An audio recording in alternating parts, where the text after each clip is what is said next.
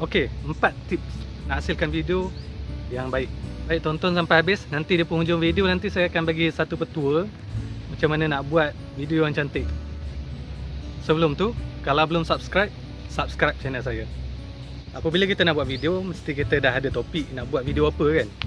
Okey, ataupun kita dah ada tajuk nak buat video apa.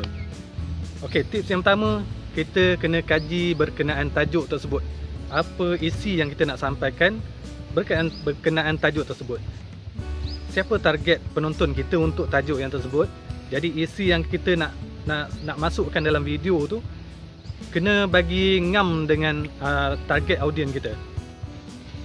Yang kedua, buat skrip. Kita bukan pro, kita bukan artis. Okey, newbie macam saya baru nak mula, baru berapa video je yang ada pada saya. So kita kena buat skrip. Macam saya tunjuk sekarang. Okey, tadi saya buat skrip. Saya tulis dulu apa yang saya nak sampaikan.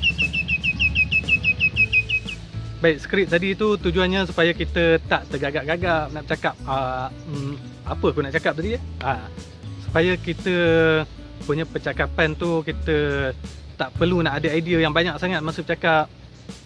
Kalau kita ni memang seorang yang kreatif, banyak idea, tak apa, kita ambil satu point kita dah banyak idea nak keluarkan masa bercakap. Tapi macam kita yang tak ada idea ni, apa benda aku nak cakap ni, tulis skrip. Kita ada masa buat skrip panjang. Masa tu boleh fikir apa idea kita nak buat. Masa kita nak syuting ni, kita nak syuting terus. Tak perlu kita nak fikir dah apa aku nak cakap. Okey, skrip tadi kena bagi sesuai dengan target penonton kita. Target penonton kat mana? Kat tajuk kita tadilah. Contoh. Kita buat tajuk orang nak pasal masakan. Orang nak memasak apa dia nak? Dia nak tahu resepi kan? Dia nak tahu apa bahan dia, kuantiti bahan dia, macam mana cara nak masak. Jadi kita punya skrip tu kena susun ikut yang apa kehendak target audience tadi. Okey, lepas tu susun perjalanan skrip tu supaya dia ada kesinambungan antara slot sekarang dengan slot seterusnya. Supaya apabila penonton tengok, dia tidak bosan. Yang pertama, dia tidak bosan. Yang kedua, dia nak dengar sampai habis. Kemudian skrip tadi mestilah padat dengan info yang kita nak sampaikan tentang tajuk tadi. Kalau tajuk masakan, skrip tadi padat dengan apa menu, apa kuantiti, apa bahan dia, cara masak dia. Jangan duk mengarut-mengarut tak tentu hala. Penonton bukan nak tengok sangat tu, kecuali kalau kita dah glamour, dah banyak follower, tak apalah. Kita sekarang baru nak start. Yang ketiga, recording video mestilah cantik. Bagaimana nak cantik? Lighting ataupun cahaya kena, senang cerita, kena cukup lah. Ataupun jangan lebih, jangan kurang. Tengok pada kesesuaian video yang kita nak hasilkan ataupun tajuk tadi. Kalau tajuk tu kita nak hasilkan video yang dalam tempat yang gelap, okey, gelap lah. Kalau video tu kita nak tunjukkan produk, bukan nak promote ni tau, nak tunjukkan je. So kita make sure supaya video tadi fokus kepada produk dan juga mesti jelas. Jangan video tadi fokus kat belakang, lepas tu tak jelas, cahaya pun tak cantik. Contoh, tadi saya duduk dekat satu site kat belakang sana, dan saya test ambil video. Sekarang dia akan kontra. Okey, kecerahan sikit, gelap sikit, kontra muka saya.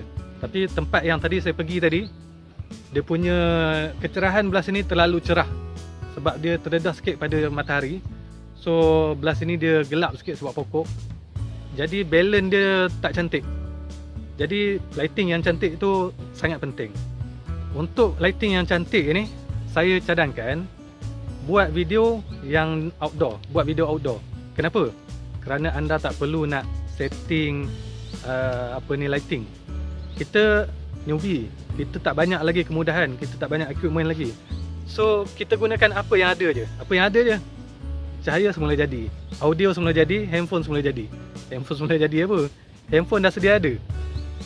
Okey, seterusnya kita cerita pasal nak buat video dekat YouTube. Jadi video dekat YouTube, gunakan rakaman yang melintang macam sekarang. Jangan rakam menegak. Kenapa? Sebab video YouTube ni orang tengok dekat handphone, laptop, komputer dan juga TV. Supaya apabila orang tengok dekat handphone, dekat TV, dekat laptop, komputer, dia punya paparan dah full screen. Kemudian setting dekat handphone kamera kita tadi tu dengan set full HD ataupun 1080p ataupun resolusi 16:9. Yang keempat adalah audio. Audio bagi jelas. Terutamanya video yang kita hasilkan dalam bentuk bercakap macam sekarang. So suara saya kena bagi jelas masuk dekat handphone. Jika kita buat rakaman bunyi kenderaan, contoh kita nak buat rakaman bunyi motosikal Y suku katakan. Jadi bunyi motor tadi tu kena jelas. Okey, macam mana nak jelas? First kali kita punya recording ni, kita dah ada handphone ni, dah ada mic yang terbina di dalam handphone. So kalau macam sekarang saya tak pakai mic luar, external mic saya tak pakai. So saya kena bercakap dengan kuat, bagi kuat supaya saya punya recording suara ni masuk dengan jelas. Ataupun kalau nak lagi baik dia punya rakaman suara, gunakan mikrofon. Mikrofon ni kalau ada duit bolehlah beli. Tapi kalau nak jimat, untuk pemula macam saya tak perlulah beli. Gunakan apa yang ada je. Biasanya kita beli handphone dia akan datang dengan earphone. Dekat earphone ni dia dah ada mikrofon yang kecil. So boleh gunakan dia. Tapi sekarang saya tak nak guna lah sebab kabel pendek. Daripada handphone kepada saya ni pendek, nanti tak cantik. So kalau ada modal, beli mikrofon yang lain yang kabelnya panjang sikit. Kalau ada modal lagi, beli mikrofon yang wireless. Sedikit tips apabila buat editing nanti berkenaan audio ni. Biasanya kita buat editing, kalau video yang berkaitan bercakap macam sekarang, kita akan masukkan music background. Okey, music ataupun background music ni jangan kuatkan music dia. Perlahankan music dia. Seperlahan yang boleh, sekadar nak dengar sebagai background je. Jangan kuatkan music dia. Kenapa? Kerana penonton dia nak dengar apa kita sampaikan. So apabila music kuat, penyampaian kita tu terganggu dengan muzik. Jadi dia tak dapat nak dengar apa kita sampaikan, dia akan pergi ke video orang lain. Kalau kita buat video yang ada bunyi, contohnya kita buat video bunyi motosikal tadi kan, jangan masukkan muzik. Kerana penonton dia nak dengar bunyi yang kita nak sampaikan tu, bunyi kenderaan tadi. Kalau kita masukkan muzik, macam mana dia nak dengar?